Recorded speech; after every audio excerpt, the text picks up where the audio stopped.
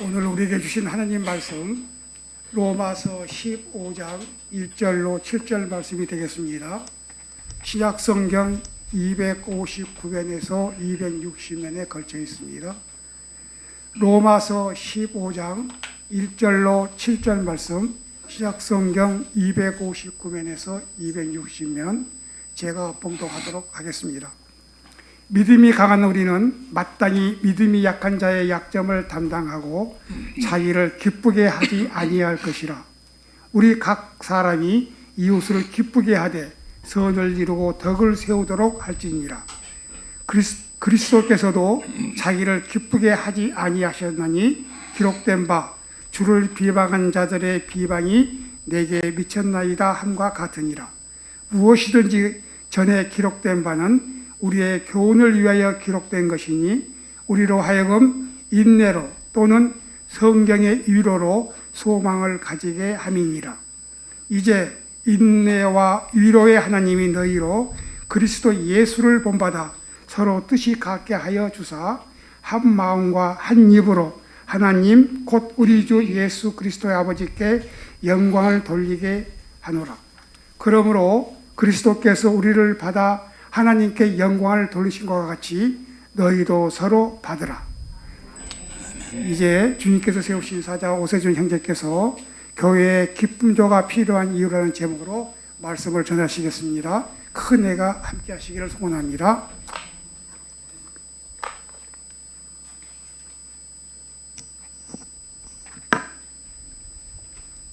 다양한 사람이 모이는 곳이 교회입니다. 교회가 크든 작든 신자 수가 많든지 적든지 간에 각양각색의 사람이 모이는 곳이죠. 우리 교회도 이런 점에서 다르지 않습니다. 3년 전부터 유튜브 영상에 설교를 올렸는데 그때부터 많은 사람들이 설교를 듣기 시작을 했습니다. 그 이후로 많은 분들이 우리 교회에 오셨고 지금 여기 상당수의 여러분도 그 이후로 오신 분들인데요. 거쳐가신 분도 꽤 많습니다.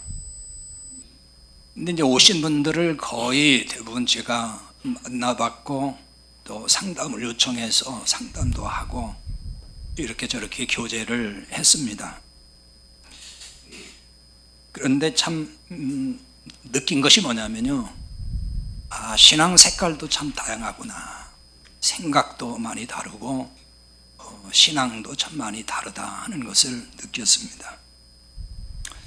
또 어떤 분들은 교회 등록은 했지만은 여러 가지 이유로 적응을 못하고 또 떠난 분들도 여럿이 있습니다.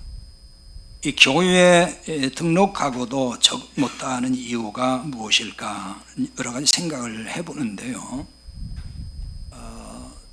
그 숫자만큼이나 이유도 다양하다고 봅니다.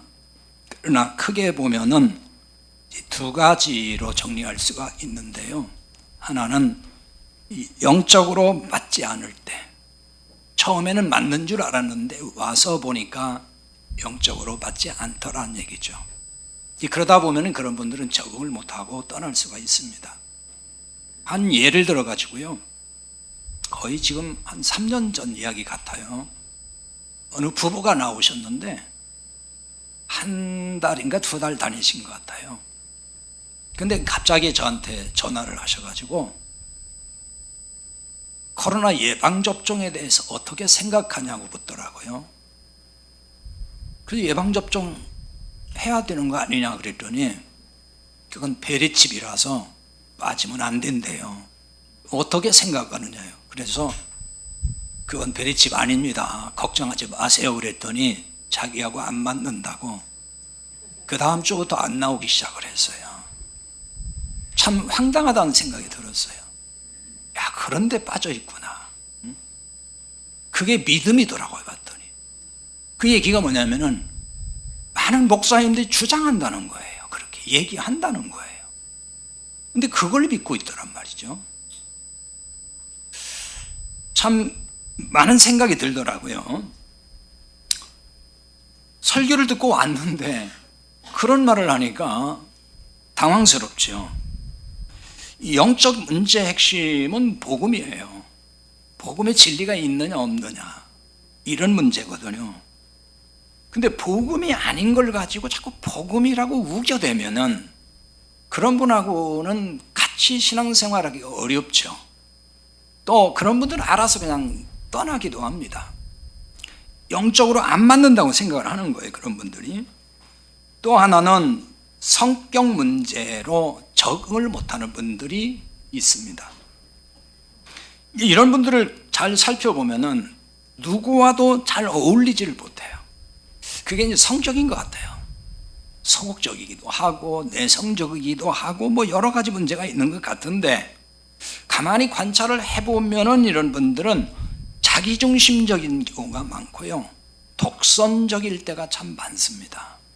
그러니 사람들과 이렇게 소통하고 같이 어울리기가 매우 힘든 거죠. 뭐 그 외에도 다양한 이유가 있을 거라고 봅니다. 피치 못할 어떤 가정 형편 문제도 있고, 어떤 분들은 건강상, 또 거리가 너무 멀어서 여러 가지 이유들이 있습니다. 적응을 못하고 정착을 못한 이유 중에 하나가, 또는 이제 이런 것이 있는 것 같아요.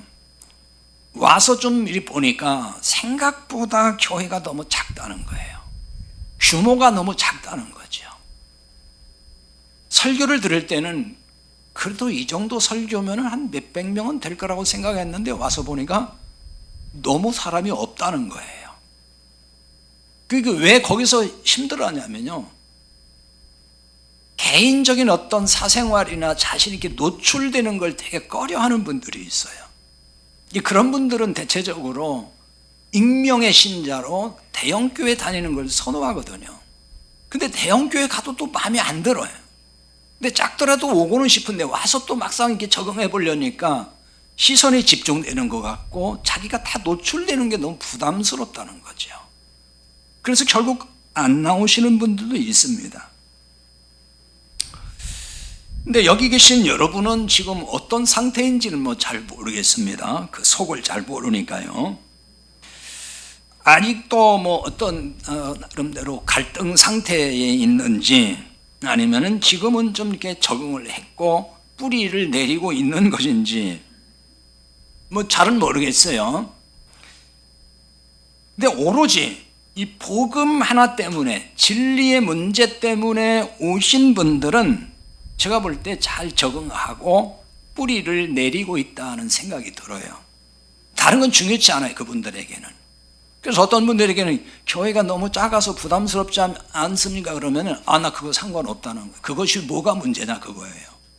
그러니까 어떤 진짜 복음의 진리를 사모하는 사람들은 교회 규모도 상관이 없고 또 여타여 그 주변적인 것들은 그렇게 중요하지 않다고 보는 거예요. 왜? 그건 본질의 문제가 아니니까. 근데 사람들은 의외로 신자들 중에는 그 주변적인 본질이 아닌 것에 굉장히 신경 많이 쓰는 분이 있어요. 그게 안 맞으면 또 교회를 못 나오거든요. 그래서 진짜 중요한 것은 복음의 본질, 그 복음 때문에 신앙생활을 하고 있고 나는 그걸 붙들고 있다 한다면은 그 어떤 것도 별 문제가 안 된다는 것입니다. 제가 이런 이야기를 꺼내는 이유는요, 이젠 좀 떠돌이 신자가 되지 않았으면 좋겠다는 그런 바람에서 드리는 말씀입니다. 이 교회 저 교회 몇 년씩 이렇게 옮겨 다니지 말라는 거예요. 그동안에는 복음이 없는 교회에서 신앙생활 하다 보니까 여기에 가면 있을까, 저기 가면 복음이 있을까, 진리가 제대로 전해주는 걸까, 진리를, 이런 것 때문에 여기도 가보고 저기도 가봤지만은 이제는 그러지 말라는 거죠. 물론 자, 우리가 교회를 이렇게 옮겨 다니지만은 거기 갔을 때에 이건 정말 아니다, 처음엔 좋은 줄 알았지만은 이 치명적인 영적인 문제가 있다 싶으면은 옮길 수밖에 없어요. 그것은 우리 교회에서도 여러분이 생각할 때 복음이 있는 줄 알고 왔는데 복음이 없는 교회네, 그러면은 안 나오셔도 괜찮아요. 여러분은 복음적인 교회를 찾다가 어렵게 여기까지 오셨어요. 그러니까 기왕 여기까지 왔으니까 잘 적응하고 뿌리를 내리면 좋겠다는 생각이 듭니다. 그런데 어떻게 잘 적응하고 뿌리를 내릴 수가 있을까요? 이것은 한 사람의 문제일 수도 있지만은 공동체적인 문제이기도 하고 또 공동체가 전체적으로 관심 가져야 될 문제인 것입니다. 이런 점에서 오늘 본문은 우리에게 말씀하는 게 있습니다. 자, 그게 뭘까요? 1절인데요. 1절에 보면은 믿음이 강한 자와 믿음이 약한 자가 나옵니다. 이제 교회에 이렇게 두 부류의 신자가 있다는 말이거든요. 이건 이제 당시 로마 교회 상황이지만, 이 로마서잖아요. 로마 교회 보낸 편지예요. 로마 교회 상황이지만은 오늘날 교회의 현실이기도 합니다. 구체적으로는 우리 공동체 현실인 거죠. 자, 우리 교회, 우리 공동체에도 믿음이 강한 자가 있고 믿음이 약한 자가 있어요. 어느 교회나 그래요. 우리 교회도 역시 마찬가지입니다. 자, 어떤 분들은 설교를 계속 듣다 보니까 야, 이런 설교를 계속 들었던 신자들이니까 이 교회 신자들은 수준이 굉장히 높고 다 복음에 눈이 떠져 있고 복음적 신자일 거라고 생각하고 그 기대를 가지고 오셨다는 분도 있어요. 근데 막상 겪어보니까 아니네요 이거예요. 그게 맞는 말이에요. 수십 년 복음의 말씀을 들어도 못 깨닫는 분도 있고요. 어떤 사람은 단 한 번 듣고도 깨닫는 분도 있고 한 달 듣고 깨닫는 분도 있고 다 달라요.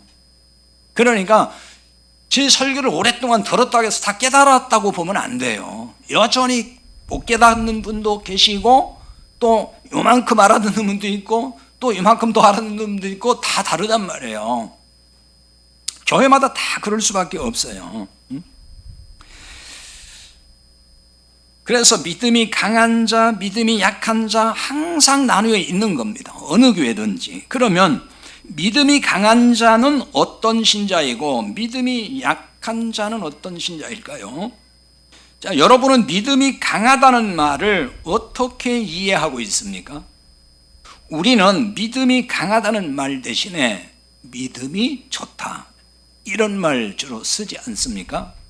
아, 그 집사님 믿음 참 좋아, 신앙 좋아,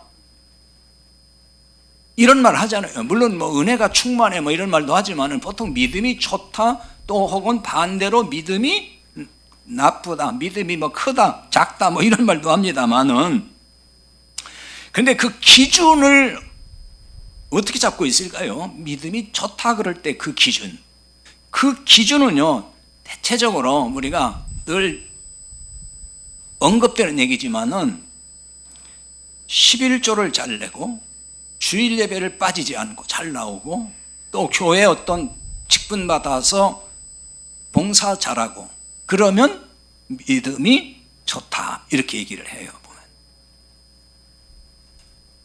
저 군대 사역을 할 때 신자들이 자꾸 바뀌거든요. 새로운 분들이 오고 때로는 이제 지휘관도 오고 그래요. 새로 그 중에 신자가 있는데 다른 부대에서 근무하다가 먼저 와 있는데 나중에 오는 분들이 있어요. 근데 같이 근무를 해봤기 때문에 그분이 신앙생활이 어떻게 신앙생활 한다는 걸 다 아는 분이 있어요. 그럼 이제 저한테 와서 얘기를 해요. 목사님, 이번에 아무개가 오는데 믿음이 좋은 사람 와요. 그래서 저도 기대를 엄청 하죠. 믿음이 정말 좋은 사람 오는가 보다. 근데 그 기준이 항상 보면은 11조 잘 내고 주일 예배 잘 안 빠지고 나오고 있고 뭐 그거예요. 나머지는 믿음이 좋은 게 없어요. 딱 그거라니까요. 한국 교회는 그게 기준이에요. 지금 믿음이 좋다 나쁘다가. 그러니까 믿음이 약하다는 말을 이제 어떻게 이해하겠어요? 그 반대로 이해하는 거죠. 믿음이 강한 자의 기준이 되는 일을 잘 하지 않으면은 그분은 믿음이 없는 분 혹은 믿음이 약한 신자 이렇게 이해를 하고 있단 말이에요. 남들 11조 하는데 11조도 잘 안 내. 주일 예배도 한 번씩 빠져. 교회 봉사도 안 해. 뭐 좀 하자 하면 뺀질뺀질해. 그럼 뭐라고 하죠? 믿음이 없다 그래요. 믿음 없는 사람, 이런 식으로 취급을 한단 말이에요. 본문 말씀은 이런 기준에서 믿음이 강하다, 믿음이 약하다 라는 말을 지금 쓰는 걸까요? 여기 지금 믿음이 강한이라는 말은 어떤 뜻이냐면요, 이걸 원문에서 디나토스라는 말을 쓰거든요. 이거는 할 수 있는 그런 뜻이에요. 권능이 있는 형용사로 쓰고 있는데요. 근데 이렇게 이야기하면은 자칫 또 기도하면 병도 고치고 귀신도 쫓아내고 어떤 신비한 일, 신비한 권능이 있는 신자를 말하는가? 이렇게 이해할지 모르지만 그런 뜻이 아니에요. 그런 권능을 말하는 게 아닙니다. 그건 뒤에 가서 이제 설명이 됩니다. 그럼 믿음이 약한 자는 어떤 뜻이겠어요? 이건 이제 반대겠죠. 그래서 이 단어 자체가 반대 개념이에요. 강한 자는 디나토스지만은 믿음이 약한 자는 앞에 부정접두사 아를 쓰고 있어요. 헬라어에서 디나토스예요. 그건 무슨 뜻이냐? 반대, 할 수 없는 그런 뜻이에요. 믿음이 강한 자는 할 수 있는 그런 뜻이고, 믿음이 약한 자는 할 수 없는 이란 뜻입니다. 그러니까 믿음이 강한 자와 믿음이 약한 자는 정반대의 상태를 의미하거든요. 근데 본문에서 이 두 용어를 율법과 복음의 관점에서 사용하는 거예요. 율법과 복음을 설명하는 거예요, 지금. 그래서 이 내용을 제대로 알려면은 앞에 14장을 잘 읽어보고 공부를 해야 됩니다. 오늘은 이제 그런 얘기를 제가 할 수가 없어서 이 정도만 소개만 하는데요. 그래서 앞에 14장에서 이게 자세히 나오는데 15장으로 지금 이어지고 있어요. 그래서 14장과 15장은 다른 얘기를 하는 게 아니라 같은 얘기를 하고 있습니다. 그러니까 당시 로마 교회에 율법주의 산물로 인해서 이 논쟁이 벌어지고 갈등이 생겼어요. 복음을 믿고 구원은 받았는데 여전히 율법을 지키는 신자들이 있었다는 거예요. 아마도 그들은 유대인으로서 개종한 그리스도인일 거예요. 유대인들은 어릴 때부터 율법을 배우잖아요. 암송을 다 해버려요.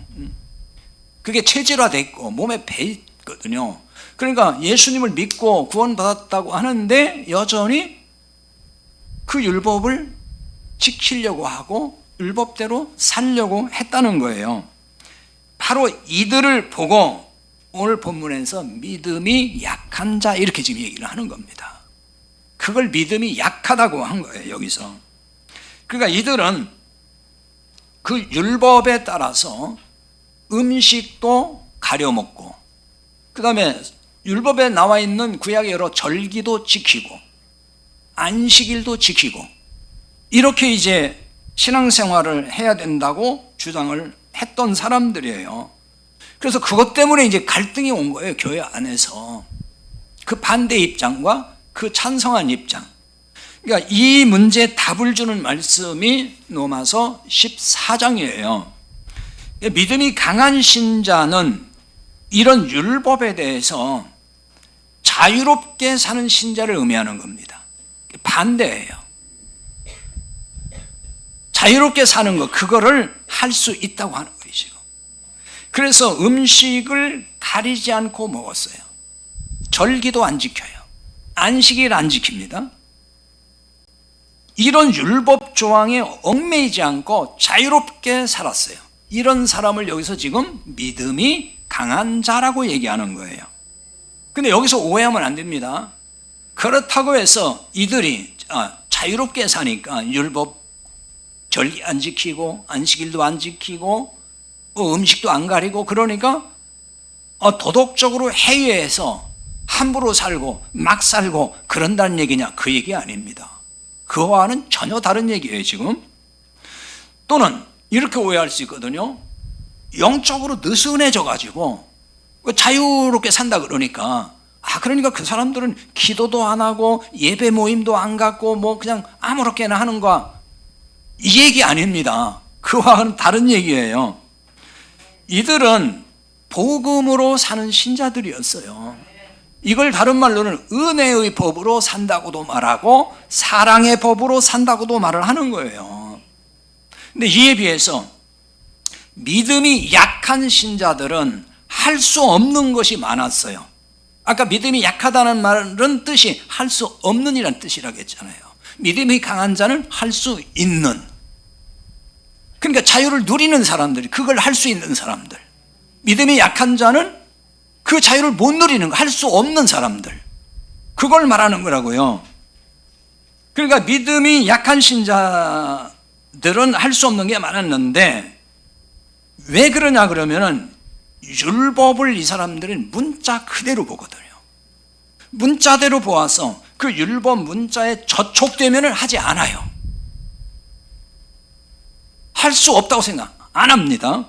자, 예를 들어 볼까요? 지금도 유대인들, 이슬람, 이 사람들은 돼지고기 안 먹어요. 대표적으로 지금 얘기를 드는 거예요. 이게 부정한 동물, 부정한 짐승으로 분류되어 있는 것 중에 하나가 이제 돼지란 말이에요. 그래서 돼지고기를 먹지 않습니다. 율법의 규정이 그렇게 돼 있단 말이에요. 이들은 이렇게 그 율법에 규정된 대로 음식을 이렇게 가려 먹는 것을 믿음이 좋다고 생각을 했어요, 이 사람들은. 지금 한국 교회도요, 일부이긴 하지만은요, 율법대로 살아야 된다 그러면서, 아니 구약 성경에 피 먹지 말라고 했으니까 선지국 먹지 말고 순대 먹지 말고 이런 사람이 있다는 거 실제로. 그걸 진짜 진지하게 설교하는 사람들 봤어요. 여러분들 때는 그게 뭐가 어때서요? 그렇지만요, 정말 그거는 황당한 거예요. 그럼 다른 건 뭐 문자대로 지키나요? 그렇게 얘기하는 사람이 지금도 있다고요. 우리 한국 교회 안에도 있다고요. 그게 복음을 안다고 하면서 그런 얘기를 해요.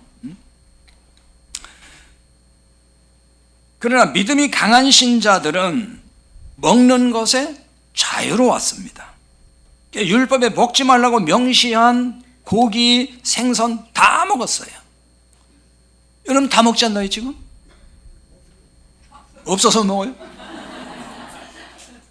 저도 다 먹습니다. 안 가립니다. 그러면 이 사람들은 그 율법주의, 그 율법대로 살려는 사람들은 이런 걸 믿음 없다고 하는 거예요. 이렇게 다 먹는 거를. 그러면 왜 지금 초대교회에도 믿음이 강한 자라고 일컫는 이 사람들, 왜 율법에서 이렇게 자유롭게 가리지 않고 먹고 이렇게 살았을까요? 율법에 명시하고 있는 그 율법에 담긴 복음을 깨달았기 때문에 그런 거예요. 그러니까 율법에서 부정한 동물을 먹지 말라고 할 때에 그럼 왜 그것을 먹지 말라고 했을까? 문자 그대로 받아들인 게 아니고 복음을 깨달을 때 그 진리를 이제 깨달았다는 거예요. 이 속에 담긴 진짜 하나님이 원하시는 게 뭘까? 이걸 깨달았다 그 얘기입니다. 이런 거예요. 율법에서 부정한 음식으로 규정한 걸 먹지 말라 이 얘기는요, 자, 이거 음식 문제잖아요 지금. 이거는 영적으로 먹을 음식이 있고 먹어서 안 되는 음식이 있다는 거를 계시해 주는 거예요. 그거 알려주는 거라고요. 그러니까 복음이 아닌 거를 부정한 걸로 지금 분류해 놓은 거라고요. 복음이 아닌 걸 영의 양식으로 먹지 말라 그런 얘기인 거지. 문자대로 돼지고기도 먹지 마, 뭣도 먹지 마 그 얘기 아니라고요 지금. 그런데 율법을 문자대로만 이해하기 때문에 율법주의 신앙에 빠지는 거라고요. 한국교회가 율법주의 신앙에 빠지는 이유도 다 그거예요. 율법 문자대로 이해를 하고 그걸 적용하려고 한단 말이에요. 구원을 받았어도 율법주의 신앙에 벗어나지 못해서 자유하지 못한 신자들이 참 많습니다. 자, 이것도 예를 한번 들어보자고요. 항상 대두되는 얘기인데 한국의 신자들은 거의 11조 하잖아요. 그럼 11조를 왜 하지요? 가만히 들어보세요. 얘기를 들어보면은 가르치는 것도 그렇게 가르쳐요. 11조 잘해야 복 받고 11조 안 하면은 하나님이 안 할 만큼 뺏어가서 경제적으로 어려워지고 이런 거잖아요. 그러니까 안 하면은 복 못 받을 것 같고 또 저주받을 것도 같고, 그러니까 어떻게 해요? 그냥 하는 거예요. 별 생각 없이 하는 거예요. 그것 때문에. 그게 뭐래? 율법에 지금 매여 사는 사람이잖아요. 응? 그게 그런 뜻이 아닌데 문자대로 보니까, 응? 그러니까 두려움에서 11조를 내는 거예요. 그게 율법 아래 있다는 거예요. 그게 믿음이 약한 자다. 새벽 기도 안 하고 하루를 시작하면은 일진이 사납다고 생각하는 사람들이 있어요. 새벽 기도에 가서 기도하고 와야 마음이 편한데 그날 빠지면은 찜찜하다 그거예요. 그럼 그게 지금 율법 아래 있는 사람이잖아요. 그게 매여 있단 말이에요. 응? 그런데 율법주의 신자들은 이렇게, 자, 11조도 잘 내고 주일 예배도 안 빠지고 새벽 기도 꼬박꼬박 하고 이렇게 열심히 신앙생활을 해야만 뭐라고 하냐면 믿음이 강한 사람, 믿음이 좋은 사람이라고 생각을 한단 말이에요. 이제 반대로 자신들처럼 11조도 안 내, 주일 예배도 잘 뭐 빠지기도 해, 새벽 기도는 아예 안 해, 그럼 뭐라고 하냐면은 믿음이 없는 신자, 그렇게 비판을 하고 나이롱 신자라고까지 얘기한다고요. 저도 복음을 깨닫지 못하고 율법주의적 목회를 할 때는 이렇게 저도 비판했어요. 똑같이. 집사가 돼가지고 11조 안 내요, 새벽 기도 안 나와, 그럼 그 다음에 임명 안 해요. 자격 없다고 생각했어요. 그게 강하단 말이에요, 한국교회에. 그러면 오늘 여기 본문의 말씀대로 진짜 믿음이 강한 신자, 즉 복음으로 사는 그 신자는 어떻게 신앙생활을 할까요? 그 율법주의 아래에서 열심히 내는 그 정도 수준도 못 되는 신앙생활을 할까요? 그거 아니에요. 율법주의 아래 신앙생활하는 사람 비교 안 될 정도로 신앙생활 열심히 합니다. 그게 진짜 신앙인 거예요. 그 신앙생활은 자유한 가운데서 그렇게 한다니까요. 예를 들어서 복음을 깊이 깨달으면 깨달을수록 물질에서 자유로움을 느껴요.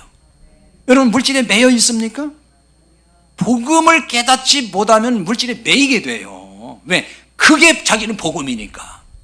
돈 없으면 못 살아. 그게 복음이잖아요. 그런데 복음을 깨달으면 이제 돈 없어도 난 복음 없으면 못 살아, 이렇게 되는 거예요.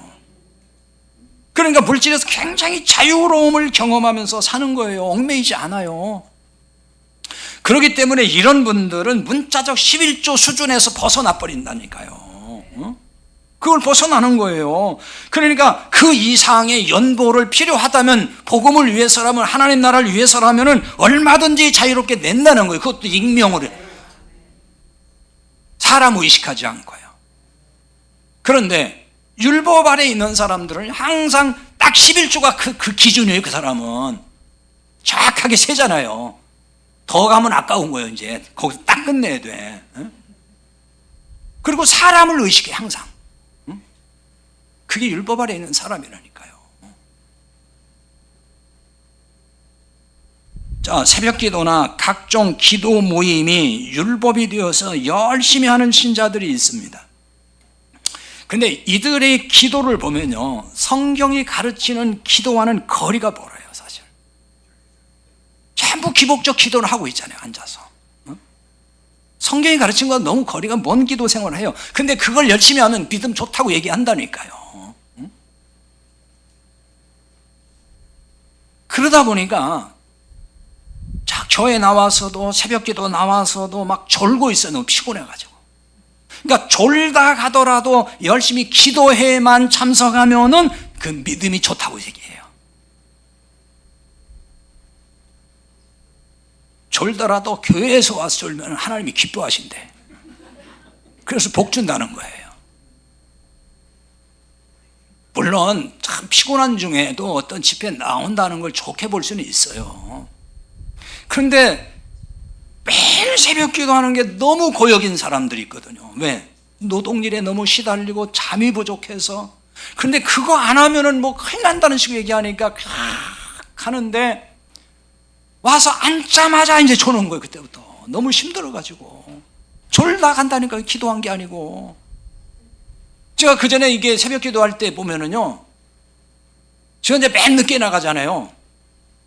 아니 조용해져서 있는데 코 고는 소리가 나는 거예요. 기도는 안 하고 계속 처음부터 잔 거예요. 그분은 그냥 계속 남들 다 간 줄도 모르고. 얼마나 피곤하면 그러겠냐고요. 어? 그런 분들한테 하나님께서 야 그래도 나와서 기도해 내가 복 줄게 그러겠어요? 피곤하면 집에서 푹 자라. 피곤하면 지치면 자야죠. 응? 그걸 무릅쓰고 여기 나와서 기도해야만 들어준다는 말씀이 어딨냐고요. 어? 그러니까 이걸 성전 개념으로 이해해서 그래. 교회를 하나님의 집, 거기 내가 가서만 기도해야 하나님이 들어준다. 그게 복음을 모르는 거라고요. 그게 아니라고요. 응? 자, 뭐 새벽 기도, 뭐 각종 기도에 뭐 그거 다 잘못됐다는 얘기를 하는 게 아니고요. 본질을 찾자는 거예요. 본질. 기도의 본질이 뭐냐 그거예요. 성경이 가르치는 기도의 본질을 찾으면은 자유롭게 기도 생활을 한다니까요. 그러니까 본문의 로마 교회 상황으로 볼 때에 서로 판단하고 비난하는 게 문제라는 거예요. 그러니까 우리 교회 상황에서도 자칫 방심하면은 얼마든지 나타날 수 있는 현상이에요. 그러니까 믿음이 강한 자와 믿음이 약한 자가 서로 판단하고 비난할 수 있단 말입니다. 그러니까 복음적 신자 또 혹은 율법의 메인 신자가 이렇게 충돌할 수 있다는 거예요. 서로 상대방을 비난할 수 있어요. 믿음이 좋은 사람, 나쁜 사람 자기들이 다 그렇게 구분해버려요. 그래서 문제가 생기는 거죠. 자, 그런데 어떻게 하라고 권면을 합니까? 1절을 다시 보면 믿음이 강한 우리는 마땅히 믿음이 약한 자의 약점을 담당하라 그랬습니다. 믿음이 강한 우리란 누구를 의미할까요? 우리라고 했잖아요. 그러니까 이 서신서를 쓰는, 이 편지를 쓰는 사람, 그러니까 사도 바울을 포함한 복음적 신자들을 말하는 겁니다. 따라서 믿음이 강한 자란 앞서 설명한 대로 복음으로 사는 신자들인 거예요. 그러니까 믿음이 약한 자는 여전히 율법에서 완전히 벗어나지 못한 신자입니다. 근데 이들의 약점을 담당하라고 그랬어요. 이들의 약점이 뭘까요? 여기서 약점이라는 말은 허약하다 그 뜻이에요. 혹은 병 들어가지고 약해진 상태, 연약함 이런 뜻입니다. 이 뜻은 약점 그러니까 우리는 도덕적인 어떤 약점 또 혹은 뭐 어떤 인간적인 실수나 허물을 통해서 잡혀있는 약점 뭐 이런 걸로 이해할 수 있지만 그렇게 이해하면 오해하는 거예요. 이 약점은 그런 게 아니에요. 영적으로 허약한 상태, 그걸 뜻하는 말이에요. 그러니까 이것이 율법주의에서 벗어나지 못한 신자의 영적 현주소라는 겁니다. 이런 신자의 연약함을 담당하라는 거예요. 그럼 여기 담당한다가 무슨 말이냐면은 옮긴다는 겁니다. 어떤 짐을 이렇게 들어서 옮겨주는 거, 그런 뜻이에요. 그러니까 믿음이 약한 신자가 지고 있는 것이 뭐예요? 율법의 짐이잖아요. 율법의 짐을 지고 있어요. 그걸 내려서 옮겨주라 그 말입니다. 그 어떻게 율법의 짐을 옮겨줄 수 있겠어요? 그거를 복음을 알려주는 거예요. 복음 전해주라 그 얘기예요.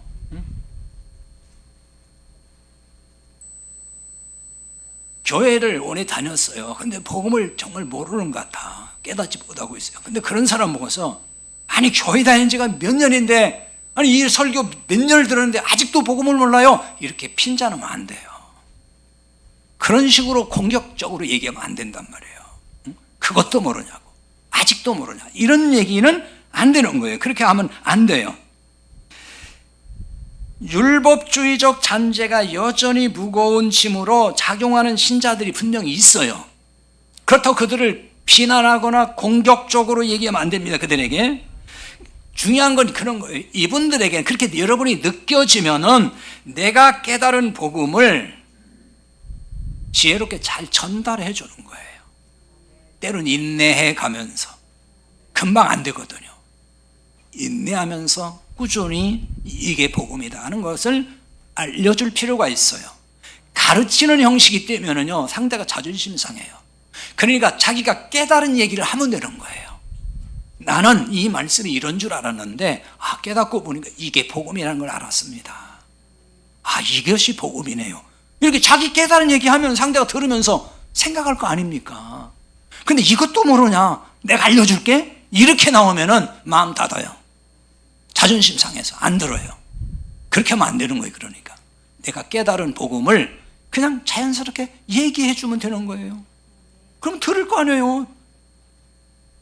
나를 가르치는 얘기가 아니고 상대가 지금 깨달은 걸 얘기하는 거니까. 그러면 생각을 하게 된단 말입니다. 그런데 어쨌든 이런 일이 쉽지만은 않아요. 왜냐하면 잘 받아들이면 좋은데 잘 받아들이지 않을 수가 있어요. 받아들이지 않는 걸로만 그치면 괜찮은데 오히려 공격을 당할 수가 있어요. 당신이 깨달았다 그거 복음 아니야. 그거 아닌데 또 이렇게 나올 수 있단 말이에요. 그리고 또 비난할 수도 있고 핍박할 수도 있어요. 그래서 오늘 1절 이하 하반절에 보면은 자기를 기쁘게 하지 아니할 것이라 라는 말씀이 지금 나오는 거예요.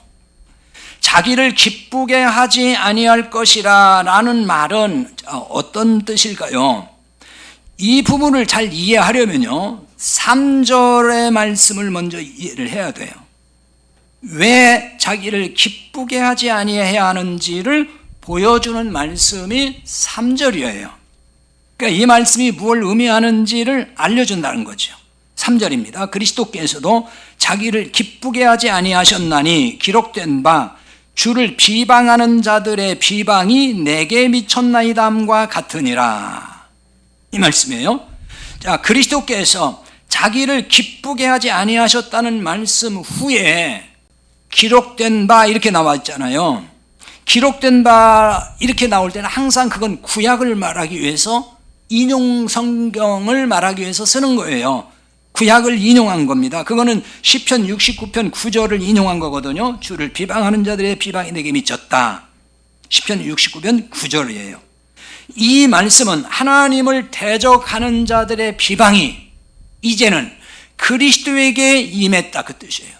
그리스도 예수님이 비방을 받게 됐다 그 얘기입니다. 근데 여기 비방이라는 얘기는 비난, 모욕 이런 뜻이에요. 비난받고 모욕당했다.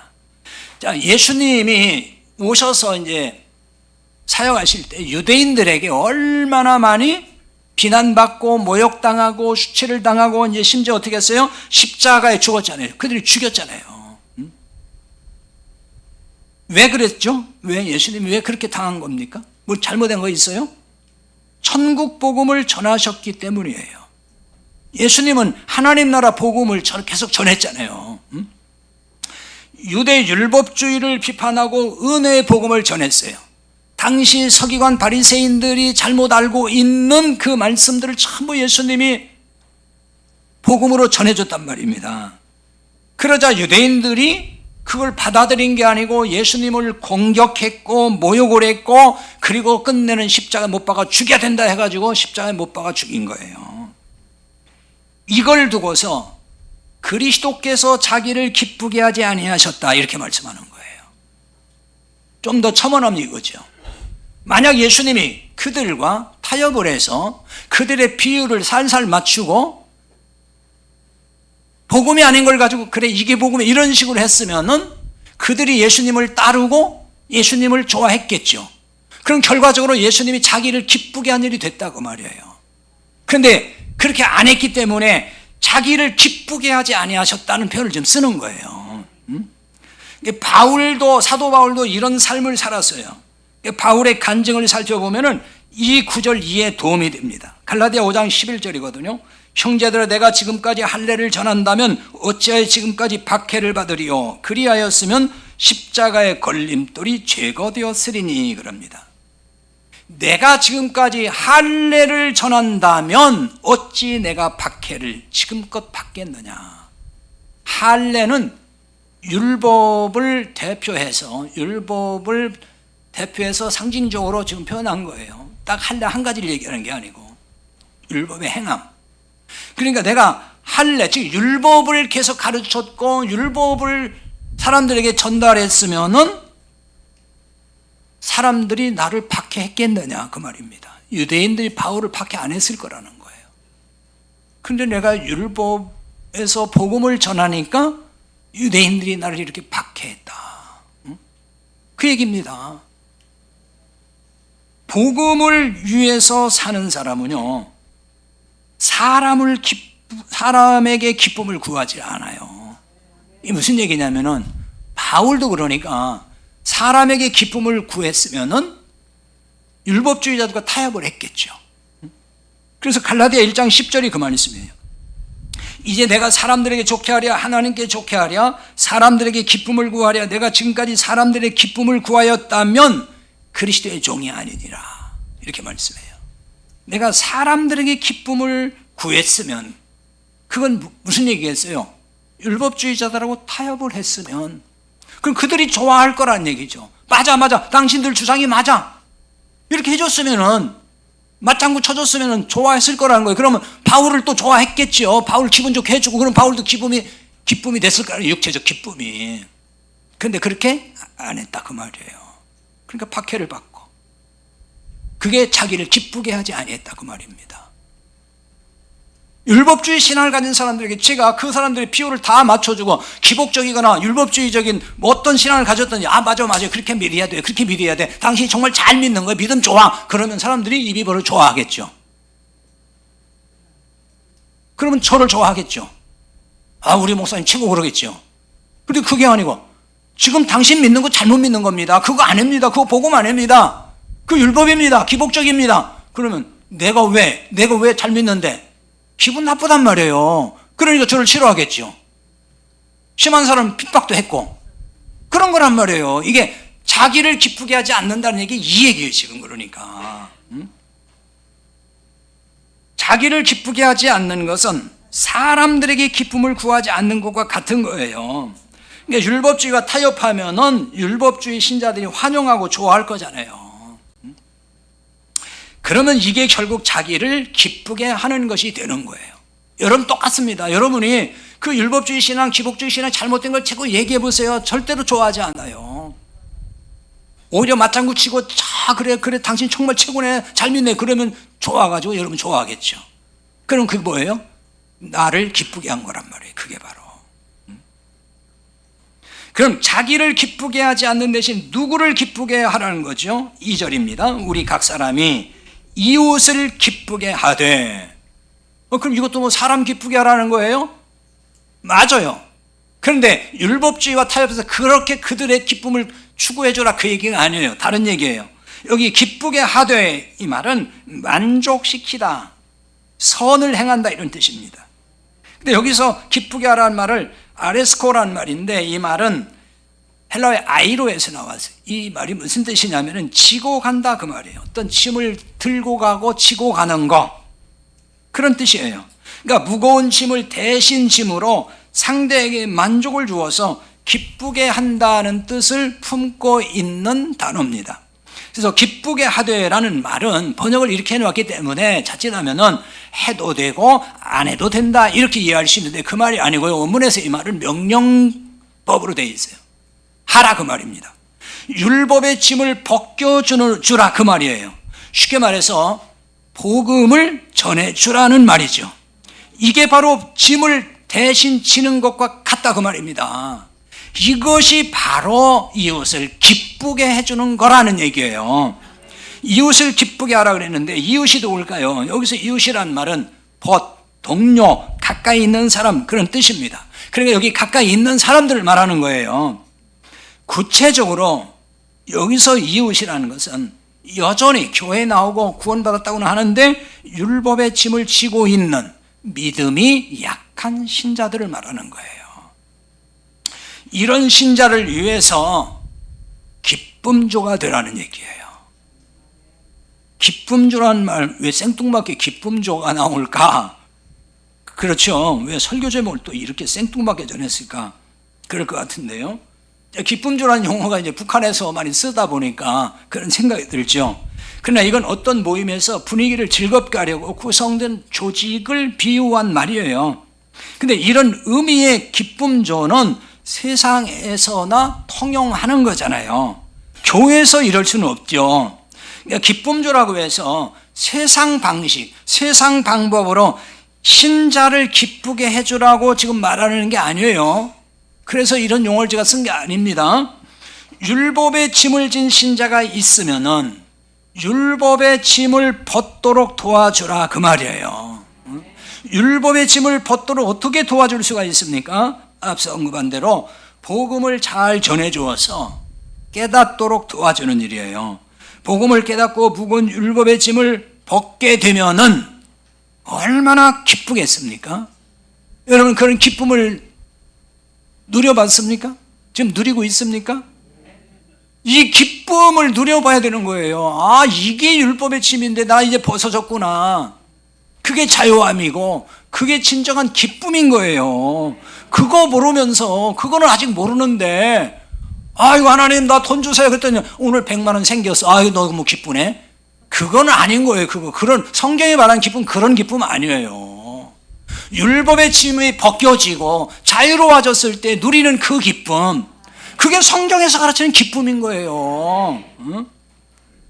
자, 여러분이 복음을 먼저 깨달았다면 할 일이 바로 이거예요. 이것이 바로 기쁨조 역할을 하는 거란 말입니다. 이런 점에서 교회는 세상 방식의 기쁨조가 아니라 복음의 기쁨조가 필요한 거예요. 왜 이 같은 기쁨조가 필요할까요? 2절입니다.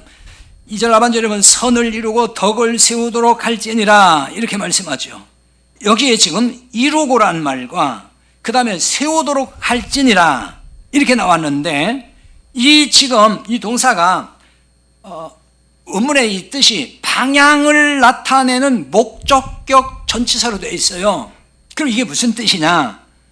자, 여기 선을 이루고 덕을 세우도록 할지니라 그랬잖아요. 그러니까 선과 덕이 교회가 나아갈 방향이고 이것이 목적이란 뜻을 담고 있는 거예요. 단순히 그냥 선을 이루고 덕을 세우세요 그 얘기가 아니고 이것이 교회가 지향하고 가야 될 방향이고 목적이라는 얘기예요. 그럼 여기서 선과 덕이 뭔지를 또 잘 이해를 해야 돼요. 그렇지 않으면 세상에서 말한 도덕과 윤리로 이해를 하게 되고 이것이 교회 방향이고 목적이라고 이해할 수 있어요. 그게 아니에요. 지금 교회는 세상에서 말하는 도덕과 윤리가 가야 될 방향이거나 그것이 교회 목적이 아니에요. 그럼 뭐 윤리도도 필요 없어요? 그 말 아니에요. 그냥 당연히 그건 되는 거고요. 당연히. 자, 2절에 그래서 이 선이라는 말을 헬라어에서 많이 나온 말입니다. 아가도스에서 하나님의 선을 의미할 때 많이 씁니다. 근데 여기서는 단순히 이제 선 하나만 나온 게 아니고 거기에 토 아가돈, 그래서 이건 목적격으로 되어 있고 앞에 관사가 있어요. 그 선, 그 말이에요. 그 선. 그러니까 그 선, 목적격이니까 그 선을 위하여라는 뜻이 되는 거예요. 그 선을 위하여. 그러니까 세상이 말한 선이 아니라 하나님의 선인데 바로 그것이 목적이다, 교회는. 그 얘기입니다. 그럼 하나님의 선은 뭐예요? 복음으로 생명을 살리는 거잖아요. 그게 교회 목적이라는 거예요. 교회는 이 일이 목적이 되어 가야 한다, 그 뜻입니다. 그러므로 이 일을 위해서 복음의 기쁨조가 필요하다, 그 말입니다. 자, 그 다음에 덕을 세우도록 할지니라 그랬죠. 사실 이것도 같은 얘기예요. 이 덕을 세우다, 이것도 목적적으로 되어 있어요. 그래서 이것도 목적이 되는 거예요. 근데 여기 덕이라는 말은 번역을 이렇게 해놔서 그렇지, 이거는 그냥 세운다는 거예요. 집을 짓는다, 건물, 그런 뜻이에요. 그래서 이게 성전을 의미할 때 사용하는 용어이기도 합니다. 그러므로 덕을 세우라는 말은 세상에서 말하는 덕을 세우라는 얘기가 아니에요. 왜 가끔 그런 거 있잖아요. 비도덕적이거나 비윤리적일 때 참 덕스럽지 않다, 덕을 못 세운다, 우리 그런 얘기 하잖아요. 뭐 그런 의미에서도 덕을 세우는 거 필요하긴 하지만은 여기서 오늘 본문에서는 그런 얘기가 아닙니다. 이것은 뭐냐? 자, 건물, 뭐 짓는 거라 그랬잖아요. 그러니까 보이지 않는 하나님의 성전인 교회를 세우는 것, 그것이 교회의 목적이란 뜻이에요. 선을 이루라는 말과 동의 개념입니다. 여기서 덕을 세우라는 말이 이런 의미라는 걸 알아야 됩니다. 자, 이 목적을 위해서 이웃을 기쁘게 하라는 말이에요. 자, 여기서 이웃이 누구라고 했죠? 율법의 짐을 진 신자라고 했어요. 이들의 짐을 벗도록 도와주는 거, 이게 기쁘게 하는 거라고 다 설명드렸습니다. 이것이 강한 신자가 약한 신자의 약점을 담당하는 것이라고 앞서 다 살펴봤습니다. 이렇게 될 때 교회가 하나가 됩니다. 5절 하반절의 말씀, 너희로 그리스도 예수를 본받아 서로 뜻이 같게 하여 주사, 이렇게 되어 있습니다. 여기서 뜻, 예수를 본받아 서로 뜻이 같게 그랬죠. 뜻이라는 말은 생각하다, 그런 뜻이에요. 서로 뜻이 같게 된다는 말은 복음으로 생각이 하나 된다는 얘기를 하는 겁니다. 그래서 같은 복음으로 생각이 동일할 때에 진정 하나 된 교회로 세워지는 거죠. 생각이 하나 될 때에 한 마음이 되고 한 입이 되어서 하나님께 영광을 비로소 돌리는 거예요. 6절입니다. 한 마음과 한 입으로 하나님 곧 우리 주 예수 그리스도의 아버지께 영광을 돌리게 하려 하노라.